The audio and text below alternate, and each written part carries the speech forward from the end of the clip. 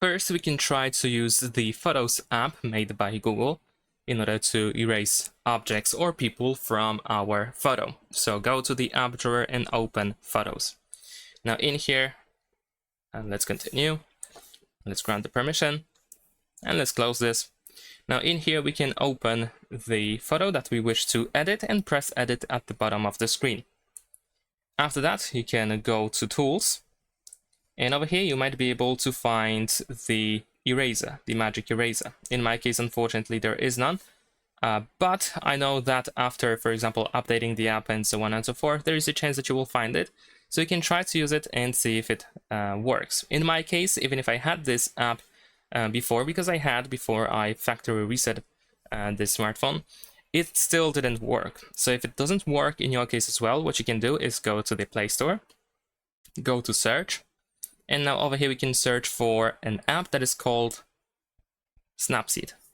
This is an app that is made by Google as well, and it contains different tools that can be used in order to edit photos. Tools that are sometimes not accessible on smartphones for some reason. So let's open the app. Let's wait a couple of seconds, and then we need to tap over here where we have this plus in order to choose the photo that we wish to edit. So I'm gonna choose this one over here. Now go to tools at the bottom, and here we need to choose healing. There we go. Now we can select the area that we wish to erase. So let's say I'm gonna select this one over here. I want to get rid of these earbuds. And there we go, it is gone. We can also try to select an area again in case something goes wrong in order to try to fix something. And once you are happy with your results, you can tap on this check in the bottom right corner.